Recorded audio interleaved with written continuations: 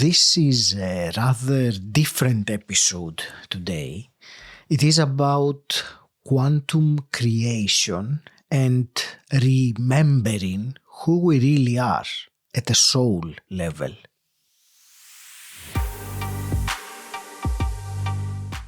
Welcome to Personal Development Mastery, the podcast for intelligent, busy professionals who have achieved success but feel something's missing and are seeking clarity, purpose, and fulfillment. Each episode helps you grow by inspiring aligned action through practical insights you can actually use. I'm your host, Agi Keramidas. Join us every Monday for an insightful conversation with a guest, and each Thursday for a shorter episode where I reflect and share with you. This is episode 544, and it is quite different from most other episodes of the podcast. My guest, apart from her other traits, she is also a channel. I suppose you are familiar with Abraham Hicks and so on. Toward the end of this conversation, you will experience a soothing live channeling transmission aimed at third eye and heart activation. So buckle up and let's dive right in the rabbit hole.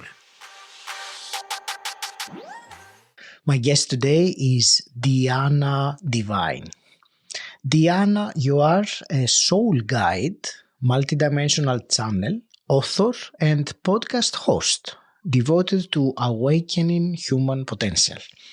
Through your work, you weave quantum science, shamanic wisdom, and metaphysical practices to guide others in activating their soul's purpose, reclaim their cosmic power, and embodying their multidimensional nature. Diana, welcome to the show. It's such a pleasure to speak with you. Thank you so much for having me on. I'm looking forward to our conversation, and I will start with the deep end straight away after this short introduction. Your book is called Mastering Quantum Creation. So, for those now listening to this and they hear quantum and they think this is abstract, what does this look like, in everyday life? That's a great question. I think quantum in general is something most people know as a word from quantum physics, right? So they know quantum physics is a type of science that we have where it's trying to explain nature of reality. So we always hear different concepts about particles and waves and how things interact. Quantum is essentially energy that's all around us. We're just not able to perceive it with our spectrum of the eyes. But if we just assume that the energy is around us, and I'll call it quantum field, and this field of information has everything about us, all the records of our soul. And what is a soul? Soul is like a software that is hosted in this hardware called our body. So I'm assuming those who come to your show believe in incarnation, and they believe that this life is not the only life that we have. So therefore, each time the soul incarnates into what I call the game of consciousness, it has different purposes that it chooses and different experiences. So it chooses specific family, a specific geometry of the environment, geography, all of those different elements of how to experience reality.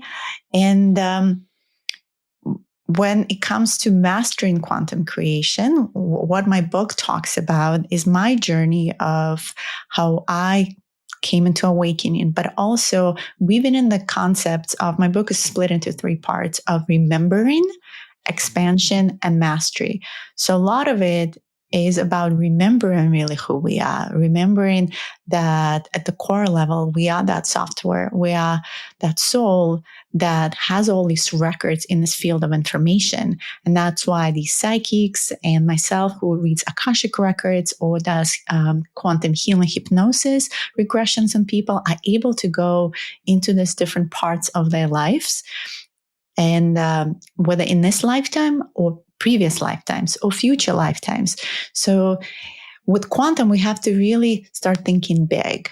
Quantum is infinite, and it's not a finite energy. It's energy that exists in oneness. And from quantum physics perspective, they talk about quantum entanglement, which means there's a particle that exists in one place. For instance, I'm a particle. I'm here in New Jersey, and Aggie, you are elsewhere, and yet we're able to interact and kind of almost mirror each other. So when I do quantum healing hypnosis or any type of healing with people from Australia or anywhere around the world, there's really no separation. There's no distance. It's as though we are sitting in the same room together. So from that assumption, it's like the field is infinite, and therefore time and distance and space is an illusion of the mind. We are all interconnected and we are all entangled. Thank you for this. It was many aspects that you said, so I appreciate that. You said that the first stage is remembering. So I wanted to ask you, let's talk about remembering first of all. My questions are two. How can one achieve that, remember? And second, is remembering a process, a period of time, or is remembering a moment that you remember and then you remember? So remembering, there's the word and member. So we are reconnecting to being a member of our higher aspects, our higher self. So memory, then they already proved this, is not only in our brain. Memory is non-local, which means, again, it's not just all here, it's actually in this quantum field of information. So we are reconnecting to the non-local memory, and we actually pulling it back in. So this information that we might, because part of the incarnation cycle on Earth specifically is to be born into each lifetime, and we have what I call multidimensional amnesia. We are born not remembering our other lives. We're not remembering all the experiences we've had so far. And this is actually part of the game.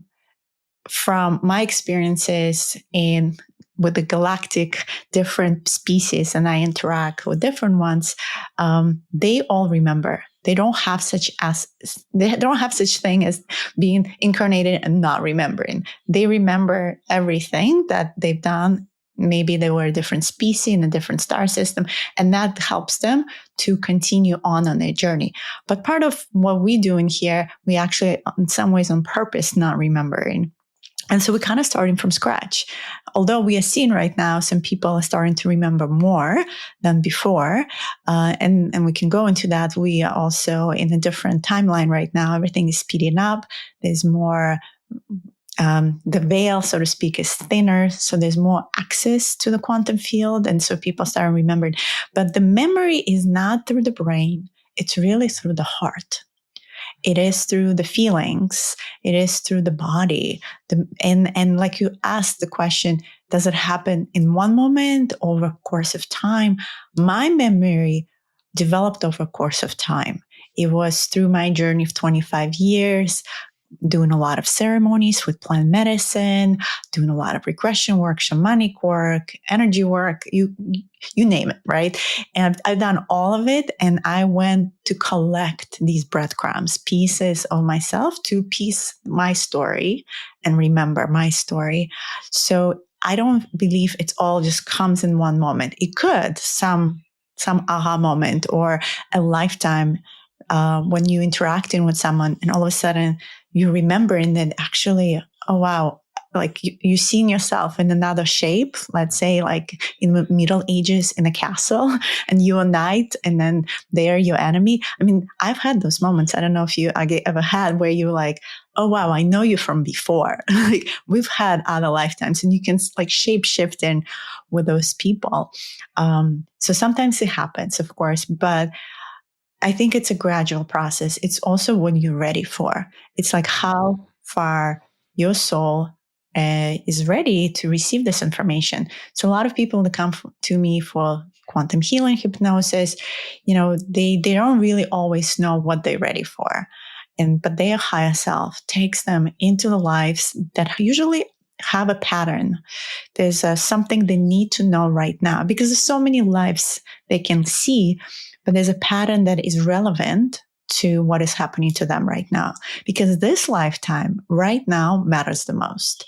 We literally pull in all these aspects to our space and time, and we collapse in those timelines to be here in this moment. That's really our goal right now, in even more so in this lifetime right now, from what I've been seeing, that we can pull these different qualities and those lifetimes that maybe had some trauma that happened, or we like died on the battlefield, or something that we still hold in our energy field today.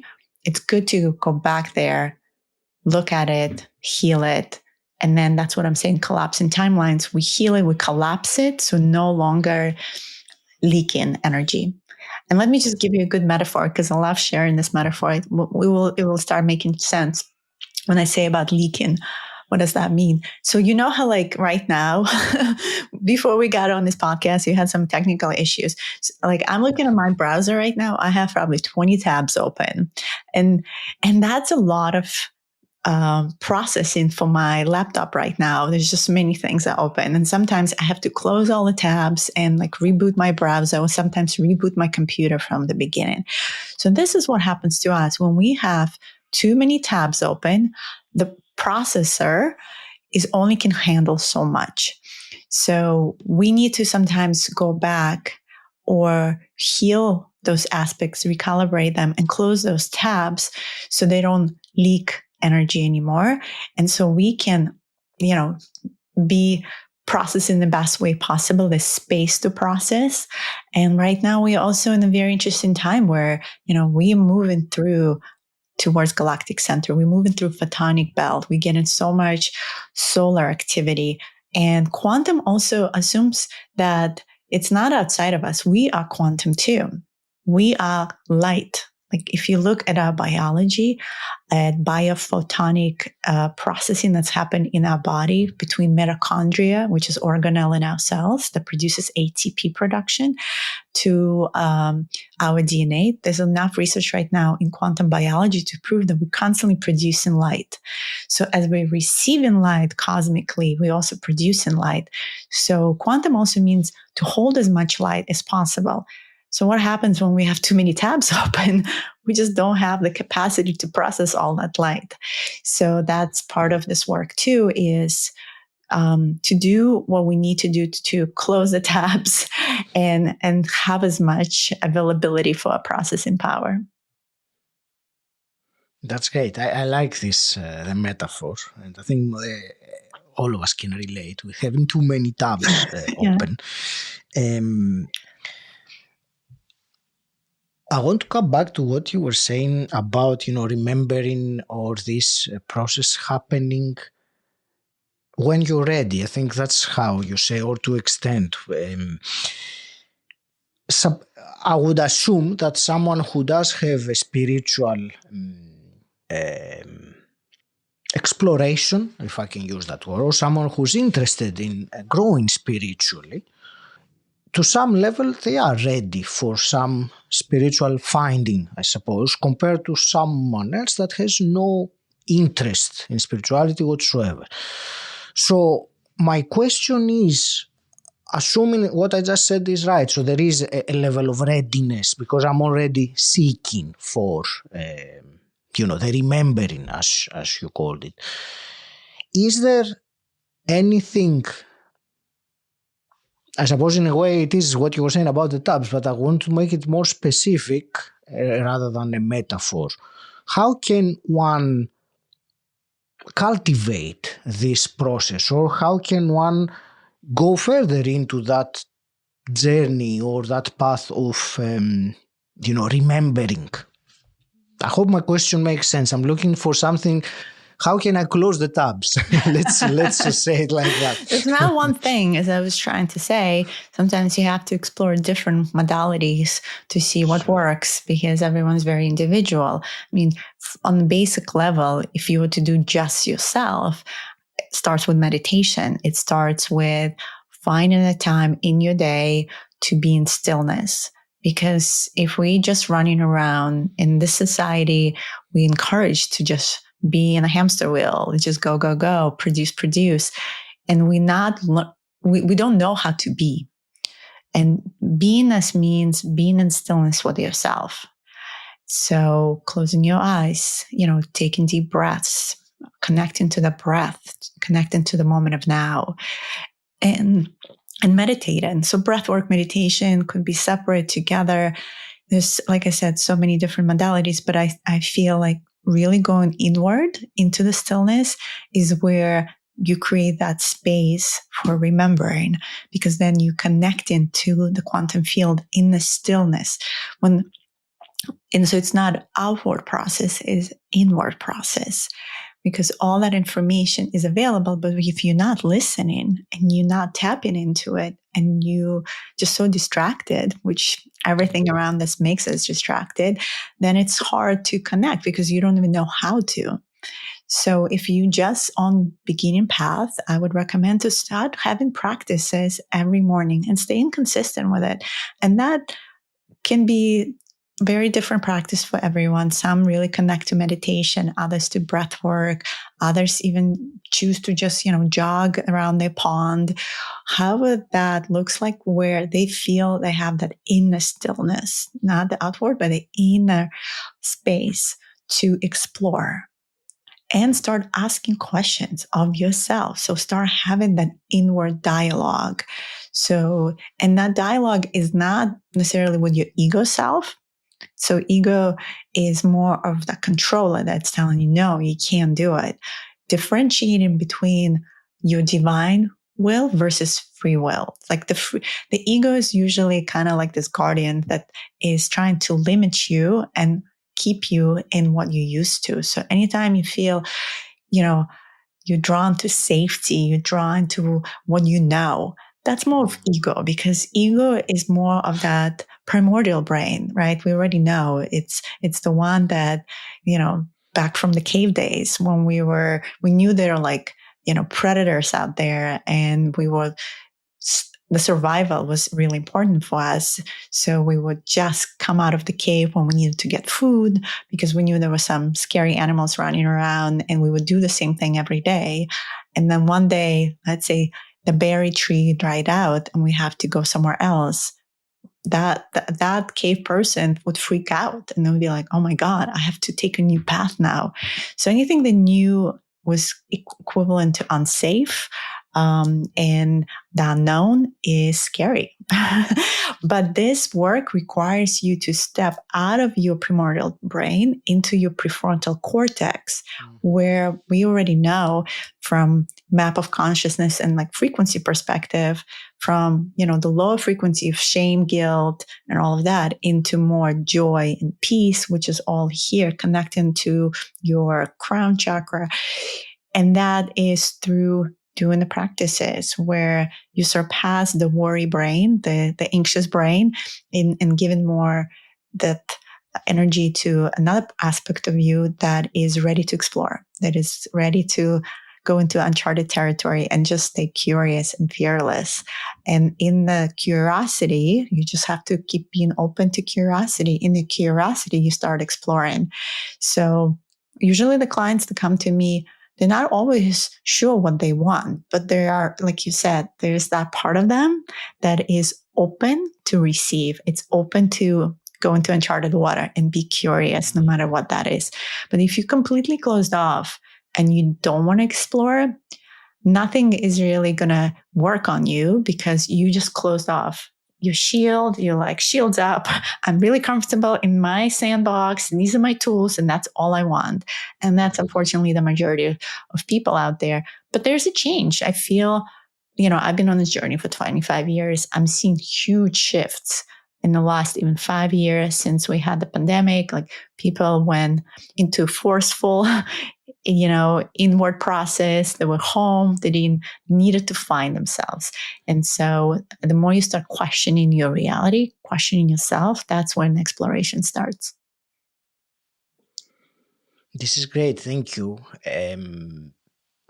You said, and I wanted to ask also your comment, because it's a big topic, but you were talking about surpassing the worry, the primordial brain, and getting into, I suppose, one reason why many people never go there, or they try and they don't persevere trying, is what comes up when one starts going down that journey. And when I say what comes up, I am referring to shadows or darkness, let's put it like that. So I wanted to ask your wisdom for this particular element of the work that one goes through when they go through that path. Yeah. It's a great question, because we are here to integrate the light and the darkness. So it's not that shadows per se, and not anything bad. It's just experiences that we had that we classify as, bad, or how we able to compartmentalize them. But as a shaman, I'm all about healing and helping others to transmute and comfortable to go into the darkness, because most people are not so comfortable, and finding these blocks of energy and the shadows, or whatever you can call them, in people's fields. I mean, it's incredible. Like, sometimes it's on the body, the traumas that they've experienced. And sometimes it's in their field. I can actually see them as like knots of energy. So the work is to look into everything. And that means it's like looking at all the dirt that we stuff under the rug, like the things we didn't want to look at, maybe, problems with our parents in the childhood, or, things that we as kids sometimes identified as bad or unsafe. So that's another resistance. So shadows for me are resistances in the field, basic as that. When you have free flow of energy, kind of closing the taps, right? And we have, because I work with energy and I activate also people's Kundalini energy. And it's this beautiful, if anyone's familiar with toroidal shape. So, and actually the energy constantly flows around the earth, but also through our chakras, always flowing. But if there are these resistances in the field, it doesn't flow as easily. So I'm always looking for, where is is this easy? Like when I'm clearing the energy, or am I feeling resistances? And that's really what we clear. And we're clearing the resistances. And sometimes it's a psychological process. So you have to actually see what, again, maybe relive or look at the situation from childhood at that age or whatever, and from another adult's eye, and love your little self at 7-year-old that decided that this was unsafe for whatever reason. And that's the work with the regression too. Sometimes it's in another lifetime altogether. Let's say someone drowned in a lake, and now they're having phobias of water in this lifetime.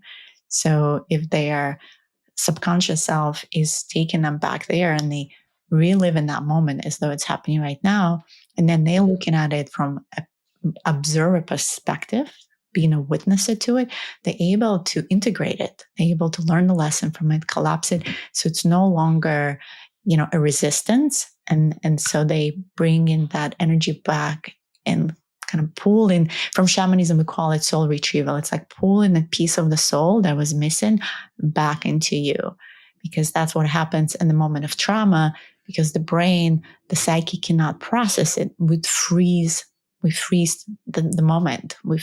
And we almost like, from memory perspective, we forget that even happened. And often enough from psychology, like people do not remember their moment of trauma at all. They just shut it off. And that's actually a protection mechanism. So the ability to, sometimes you look at it, sometimes you just feel into it. You don't need the details of it.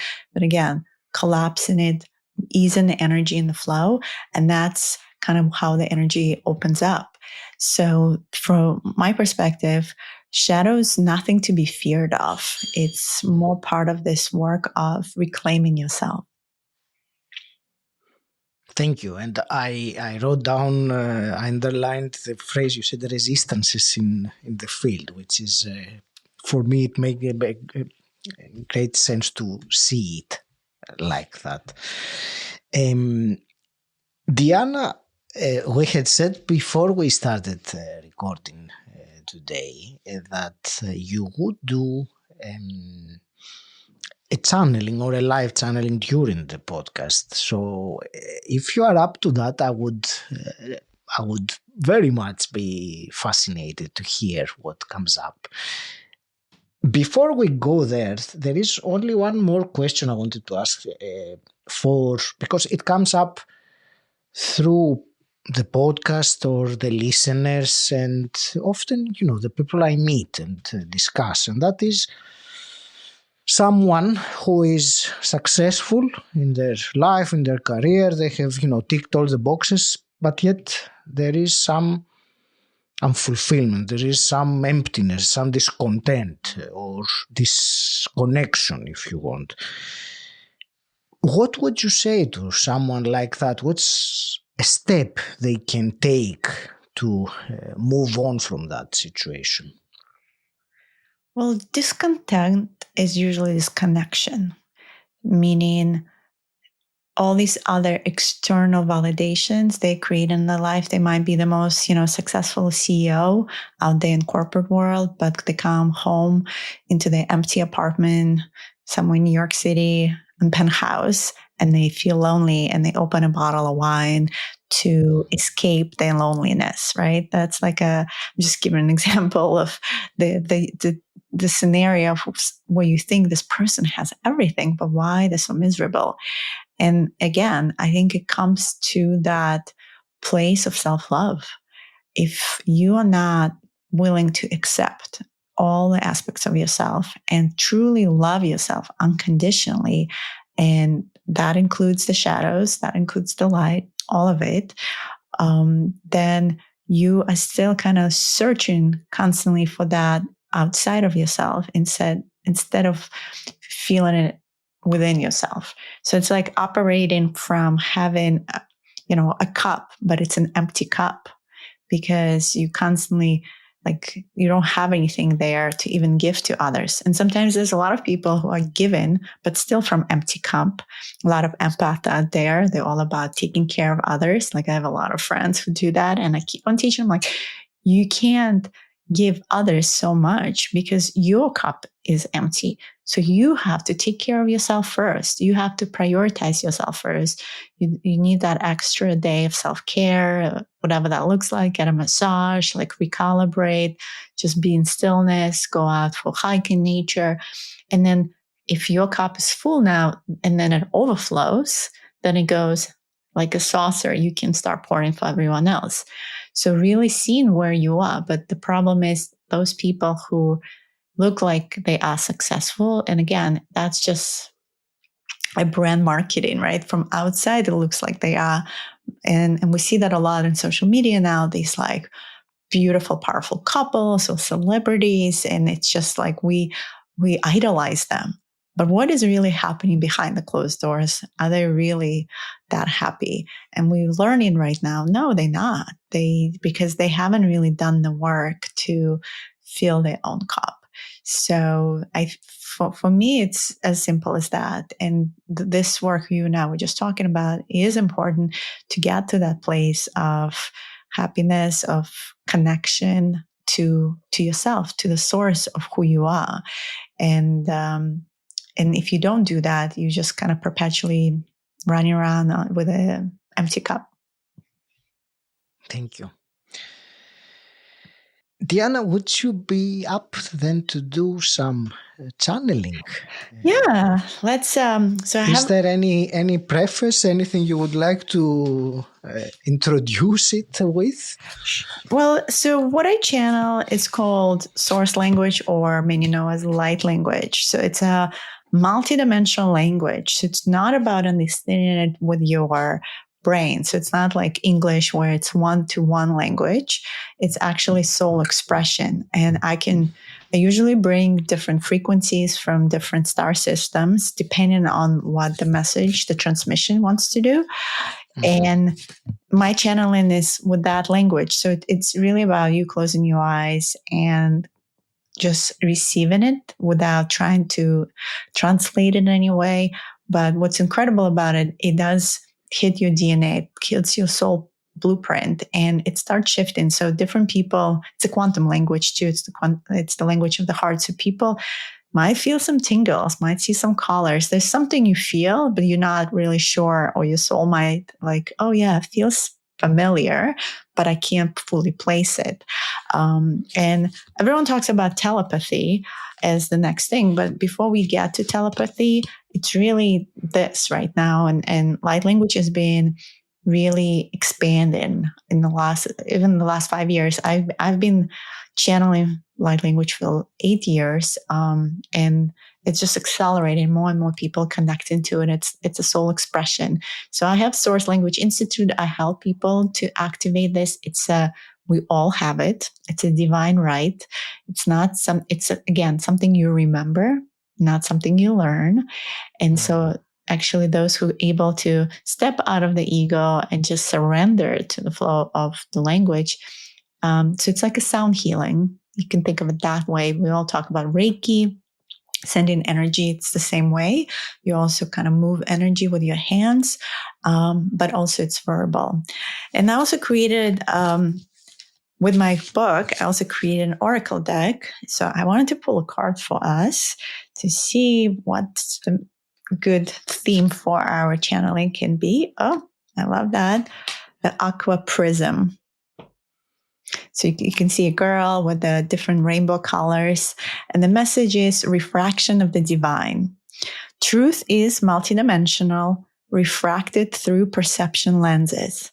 Expand your vision and embrace the full spectrum of wisdom. So the message here is around all of that. So let's see what comes up. I feel it's going to be third eye activation. So whoever is listening, I invite you to, wherever you are, probably don't do it while you're driving. Just receive, don't close your eyes. But if you're home, or you can lie down or sit and just take this time to close your eyes and take a deep breath into your heart space and exhale out. Another deep breath in. And imagine this door, this beautiful pillar of light is opening under your feet. And this pillar of light is moving down and down through the rocks and the soil, all the way to the core of the Mother Earth. So taking this time to really ground yourself and connect to your experience here on Earth, because you are actually not just doing work for yourself, but also for Mother Earth, as she is also going through this awakening process.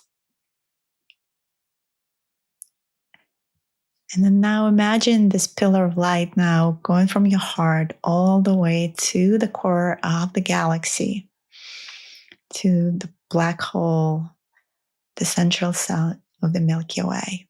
And just seeing yourself in this beautiful pillar of light, and just opening your field now to receive the message. Urtiash tumbai katia tumbuatiash taratikia tumbaiasha. Umbu kuania nash tariti nadlis turtumbaya naya nushtu kurutumaya. Ushu kumbai katiash urt ishtamaniatiana.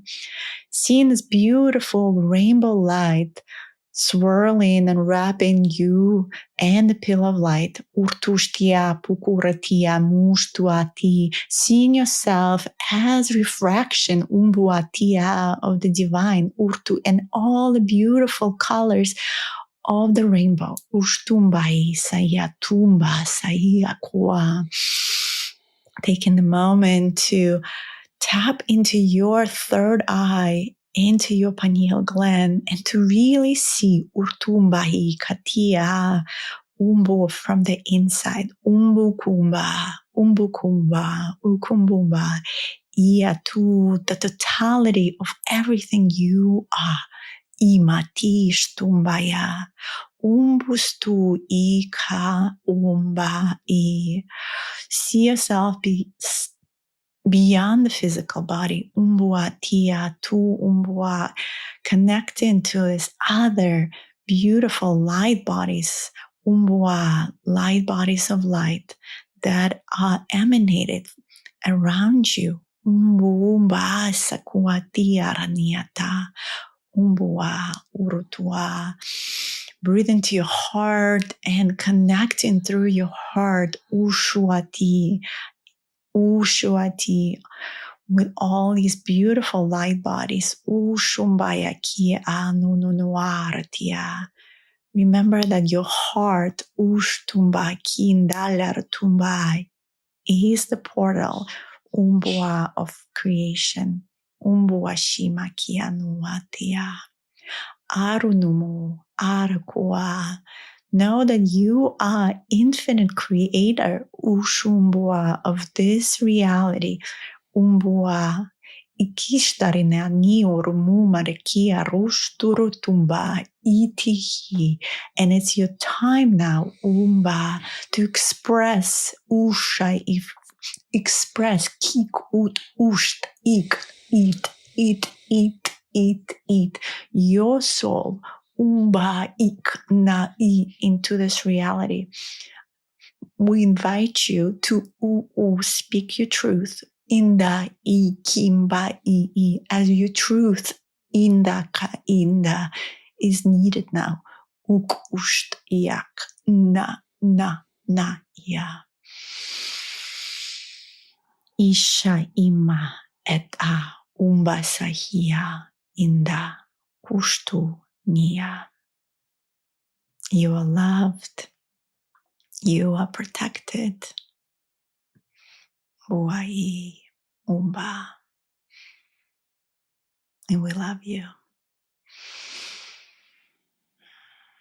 Thank you.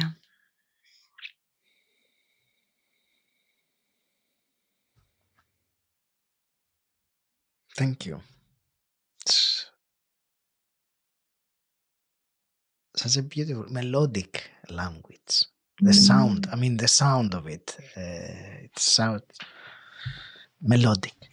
Thank you for this. Yeah. Those are the pure vowels of creation. So I speak different languages. This is a lot of Lyran. Lyran, you can see a picture actually behind me with this kind of feline being, kind of like in the movie Avatar. That's us. That was our first humanoid experience in this galaxy. And they are the ancestors of us as humans. That's where really the humanoid body was created. So Lyran is my language, I would say my native language, galactic language that I remembered first. And then other languages open that I know as well. And then at some point when I was doing the throat activation, I was using what's called Draco, which is like the more reptilian dragon language. But it's harsh language, but it does really good job in clearing anything throat related and around the heart chakra. Mm-hmm. So this usually, intermix of languages depending on kind of the message and what needs to be created for the experience itself. But it is melodic and it's very heart-centered because the Lyrans were all about service to others. And if you think also of the movie Star Wars and the whole galactic saga, that's really depicting what happened. we resonate on the soul level with Star Wars. We love it. And we're like, why do we love it so much? It's because our soul kind of deeper knows that this is something that we all experience as starseeds way before we came on Earth. And there was this galactic war where we were conquered by the Empire, which are actually the Dracos, and we were migrating to different systems and escaping this war. And that's really where the drama, I would say, in the Milky Way started. So a lot of our work is also to reconcile the war. And that war is galactic. That's like our own inner war, and the war on Earth. So, and that's kind of comes back to that inner peace. As we find peace within ourselves and that stillness, then we start projecting that peace into our reality. And in my book, the forward to my book is actually channeled by Tony Ghazi, who channels Antarian. And those are kind of more like Mantis beings. They also found their race, and beautiful message as well. And a reminder that we are more powerful than we imagine. We all are actually creator beings. We created this reality collectively somewhere. And now we just, reclaiming our cosmic power, we remembering, we stepping back into who we really are. And it was stripping like the layers of the onion and coming to the core. And I use that metaphor a lot because it really makes sense. Because every time you strip a layer, there's tears coming, there's emotion. Yes. And emotion's a big part of this. We are here on Earth able to have full spectrum of emotions. No other star system is able to do this because we are also a symphony of conglomeration of these star systems. Like this, the body, human body, it has over 25 different DNA codes and genes of these star systems. So we're a mix of all of that. And that's why we're able to have such beautiful full spectrum of emotions. So embrace your emotions, but also know you're not victim to your emotions. And that's part of like emotional mastery, like knowing where you are, where you're feeling is all true, but it's also a choice to shift out of that emotion. And, you can start your day feeling very low and then, start moving and go into the joy. And that's why I love the language. This pure language is allowing you to connect to the frequency in the quantum field. And I use it a lot to even help myself because it always brings me into joy. Or let's say I connect to the fairies, and the fairy language is very joyful.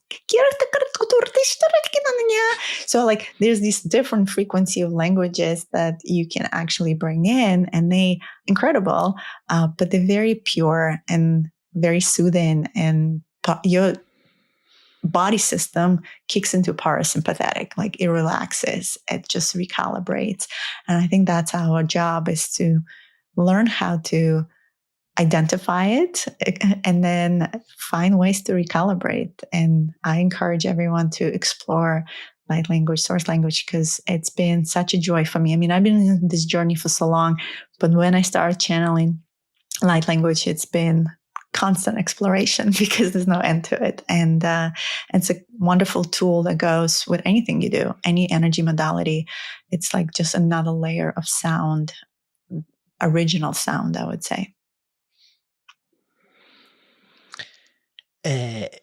You use the word soothing, and that's exactly the word I would use earlier to describe the message you shared with us. So thank you.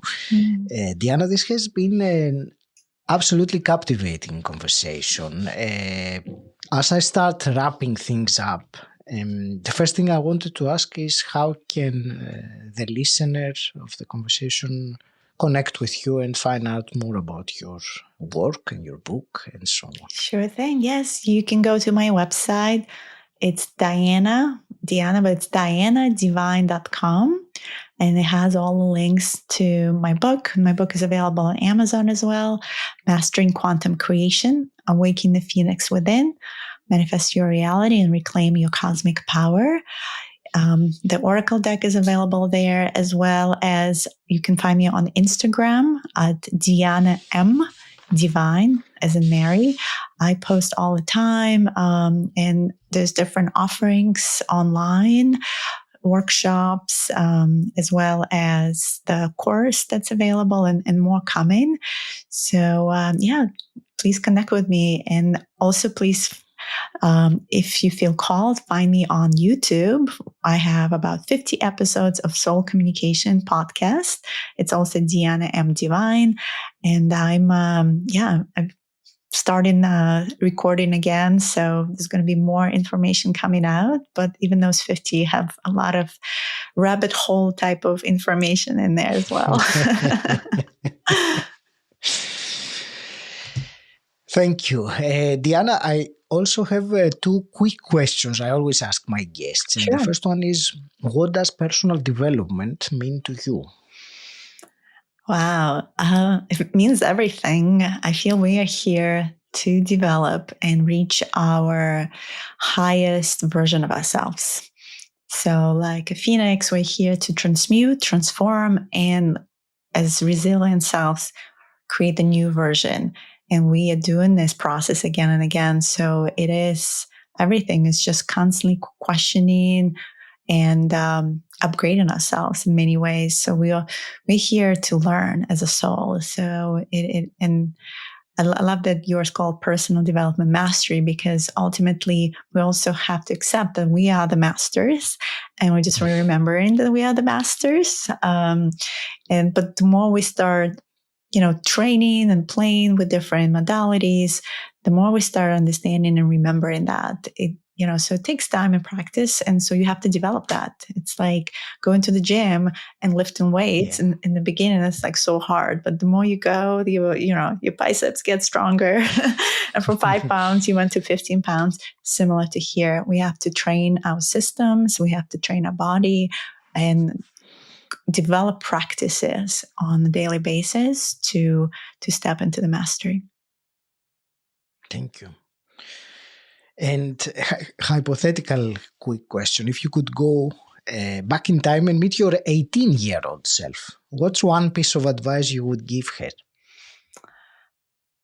Oh, okay. My 18-year-old self went to college, to women's college. She had to go back to Israel to serve the army. And so she didn't have passport that was valid. So she was very in this weird unknown territory without her parents in the United States. And she was not happy in her circumstances. And she thought she's stuck, like she wasn't sure where it's going to go. And I think I would tell her today that you got this, girl. Because actually it was in college, my sophomore year in college, that I started kind of tinkering and exploring Zen and Buddhism. And I started meditating in sophomore year in college. And I was working with this beautiful Japanese professor. And he was teaching me about stillness. And I think from that point on, things just started opening more and more, and it never ended. So, yeah, my 18-year-old self was not sure and very scared. And I think my 45-year-old self is still exploring constantly and not always sure, but she's just much more embodied. She's much more sure. She just has the information and all these experiences. Like I have baggage of things that I go to and tools. I think back then I just didn't have the tools yet. So collecting tools is helpful, because then you know how to pull different tools for your own personal development.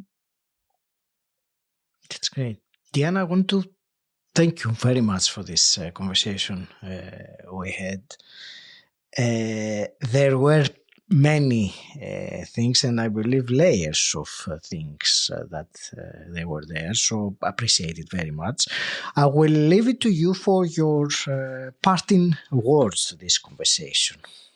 Yeah, whoever is listening, well, thank you so much for tuning in and being here with us. And this was just my kind of parting word, is a reminder that don't think you're limited.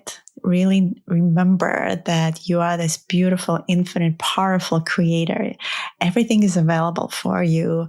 So I encourage you to and invite you on this journey of self-exploration. Just stay curious, stay open, and everything is ahead of you. It's an exciting journey, and it's about the journey, not about the destination.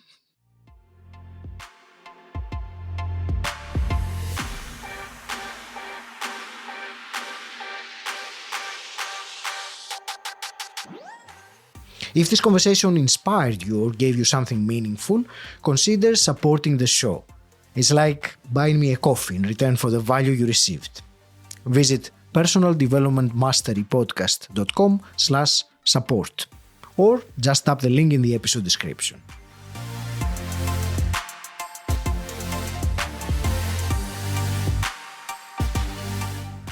Until next time, stand out, don't fit in,